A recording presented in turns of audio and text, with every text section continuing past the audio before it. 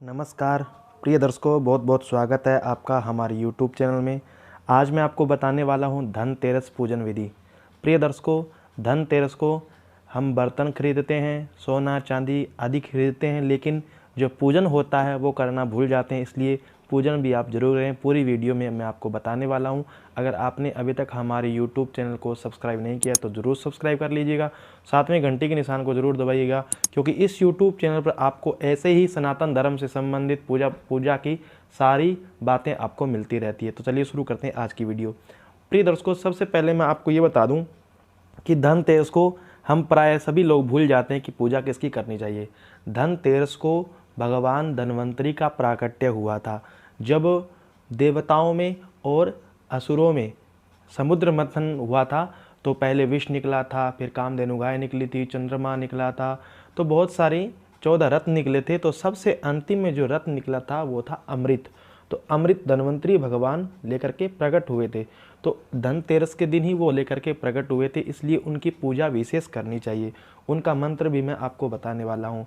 तो सबसे पहले आप चौकी पर लाल वस्त्र बिछा करके उस पर अष्टदल बना करके उस पर गणेश जी की स्थापना करें और धन्वंतरि भगवान की स्थापना करें।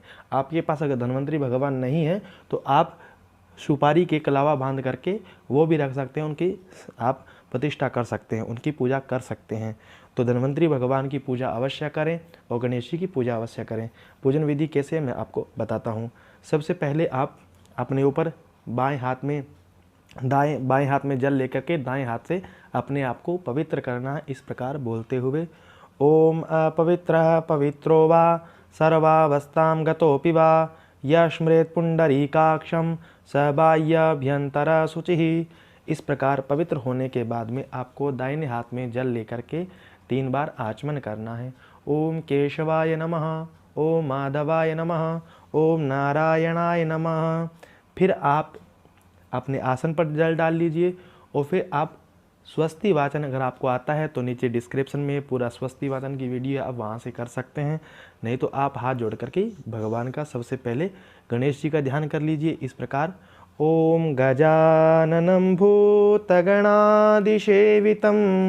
कपित्थजम्बूफलचारुभक्षणम् उमासुतं शोकविनाशकारकं नमामि विघ्नेश्वर पाद पंकजम। इस प्रकार भगवान गणेश का ध्यान करें। उसके बाद आप भगवान धन्वंतरि का ध्यान करें। ओम शांताकारं भुजगशयनं पद्मनाभं सुरेशं विश्वाधारं गगनसदृशं मेघवर्णं शुभांगं लक्ष्मीकान्तं कमलनयनं योगिविरध्यानगम्यं वंदे विष्णुं भवभयहरं सर्वलोकैकनाथम। इसके बाद ध्यान करने के बाद में आप बाएं हाथ में चावल ले लीजिए और प्रतिष्ठा कीजिए। प्रतिष्ठा प्रिय दर्शकों मूर्ति होती है, तो मूर्ति के अंदर भगवान स्थापित होते हैं भावना से। तो आप भावना से यही प्रार्थना करें कि मूर्ति के अंदर भगवान गणेश जी है और मूर्ति के अंदर भगवान धन्वंतरि जी हैं। और दाएं हाथ से उन पर चावल छोड़ दीजिए और ये मंत्र आपको बोलना है। अस्यै प्राणा प्रतिष्ठन्तु, अस्यै प्राणा क्षरन्तु च, अस्यै देवत्वमर्चायै मामहेति च कश्चन। इस प्रकार बोल करके आप चावल छोड़ दीजिए। चावल छोड़ने के बाद में आप प्रतिष्ठा कर चुके हैं। इसके बाद पंचामृत से आप एक कटोरी के अंदर स्नान करा दीजिए। मूर्ति को स्नान नहीं कराना है, भाव ये रखना है कि हम उनको स्नान करा रहे हैं और कटोरी के अंदर आप पंचामृत छोड़ देंगे। उसके बाद शुद्ध जल से स्नान कराइए।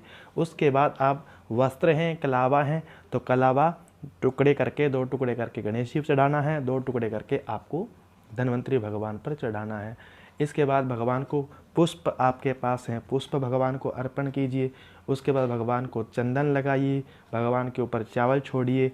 फिर भगवान को दिव्य नैवेद्य का आप भोग लगाइए, जो आपने घर में बनाया है या बाजार से लेकर के आए हैं उसका आप भोग लगाइए।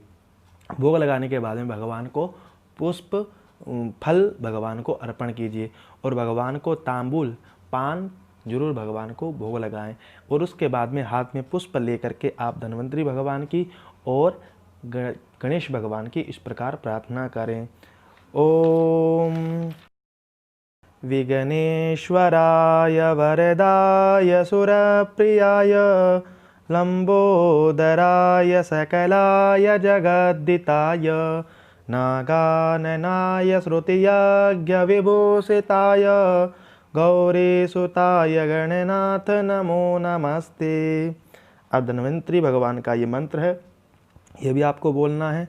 ओम नमो भगवते महासुदर्शनाय वासुदेवाय धन्वंतरे अमृत कलशहस्ताय सर्वभयविनाशाय सर्वरोगनिवारणाय त्रैलोक्यपतये त्रैलोक्यनिधये श्रीमहाविष्णुस्वरूपाय त्रिधन्वंतरे नमः। तो इस प्रकार आप ये मंत्र पुष्प लेकर के उनके आगे छोड़ दीजिए। और प्रिय दर्शकों, ये जो मंत्र हैं, इस मंत्र को आप जितनी बार 11 बार 21 बार जरूर बोलिएगा। और इस प्रकार धन्वंतरी भगवान जहाँ प्रसन्न होते हैं तो उस घर में कोई रोग नहीं रहता है, क्योंकि धन्वंतरी भगवान औषधि लेके प्रकट हुए हैं। तो कोई भी किसी प्रकार का रोग घर में नहीं आता है। आशा करता हूँ मेरे द्वारा दी गई जानकारी आपके समझ में आ गई होगी। तो वीडियो देखने के लिए आपका बहुत बहुत धन्यवाद। जो भी आपकी जिज्ञासा हो कमेंट बॉक्स में ज़रूर लिख सकते हैं।